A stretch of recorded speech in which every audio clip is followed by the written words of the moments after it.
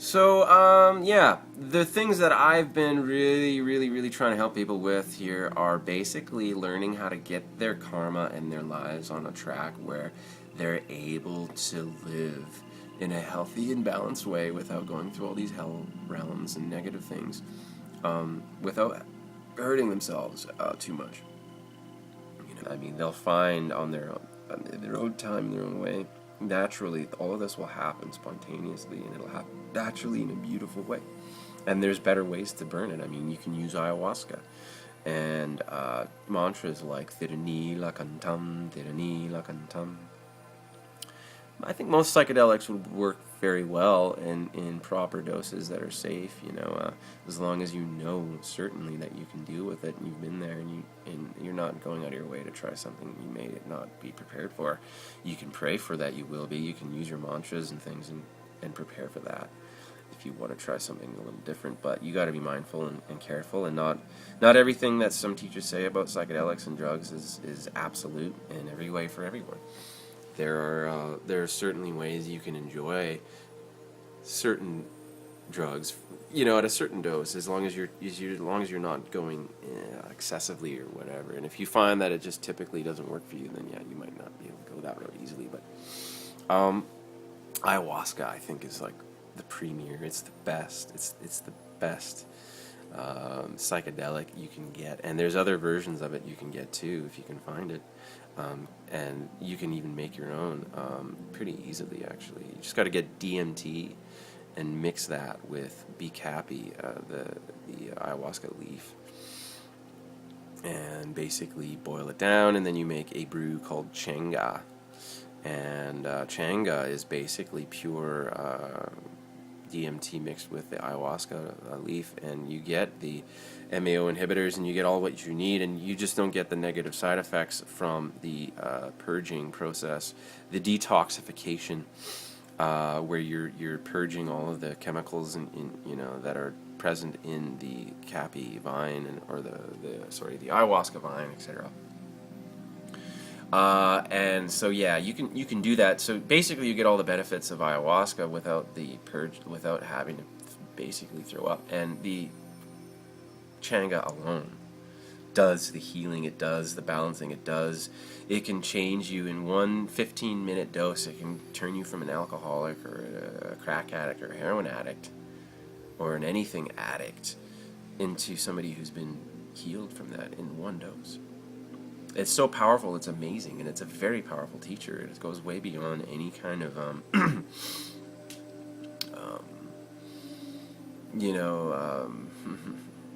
any kind of experience that most of us could ever comprehend, because it's a very mystical thing, too. It's not just something you take and you're seeing visions and you're, like, not understanding what's going on. You might just see a vision of yourself and a cigarette or something showing up and just popping right into your forehead, and then suddenly you have no desire to smoke. These drugs are very powerful, and the negative detox side effects from drinking this stuff, I mean, you don't need to go through that. You can take the Changa and avoid that part of it and smoke this stuff, and it doesn't work or last the same length of time. You have to do it every 15 minutes in order to keep yourself moving in that direction, and you can also use it while in a ayahuasca ritual ceremony in order to extend the peak that you're at if you want to do that, and it works, and there's nothing wrong with that. The only thing is that there's a reason for the detox aspect as well, and some people like that idea, and there's a reason for going through it, and it's part of the whole process of cleansing and purging and allowing yourself to be willing to go through something like that in order to clear yourself up. And it's safe. There's nothing wrong with that. But yeah, there's a reason for that, and some people enjoy that. I haven't done ayahuasca yet, personally, like in a drinkable form. I have tried it in a smokable form as Changa, and it is the most powerful healing agent I've ever experienced or found, ever. And I mean, I would just eat a tiny little piece of it, like half the size of a grain of rice, and I'd feel my third chakra for quite a while. It would heal things in my body just eating it. It was the most powerful medicine I've ever seen or felt or heard anywhere, and it was amazing. Um, and those kind of things can really help you, and that's far more beautiful and powerful than any mushrooms or other psychedelics I've ever seen anywhere. And that's not to say that they don't have their place and their time and their way of helping out in certain ways. I've done those drugs as well, and I found that they were very, very helpful while I had the Kundalini, and they didn't harm me at all.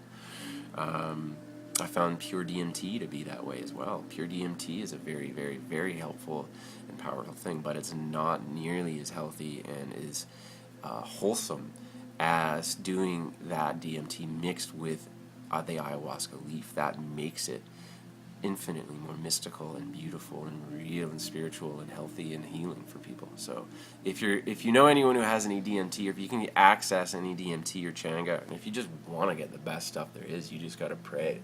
You put your hands to the sky, the best like Changa or ayahuasca or whatever you want, will find its way to me perfectly, and I'll find my way to it perfectly, and it'll just happen like a miracle.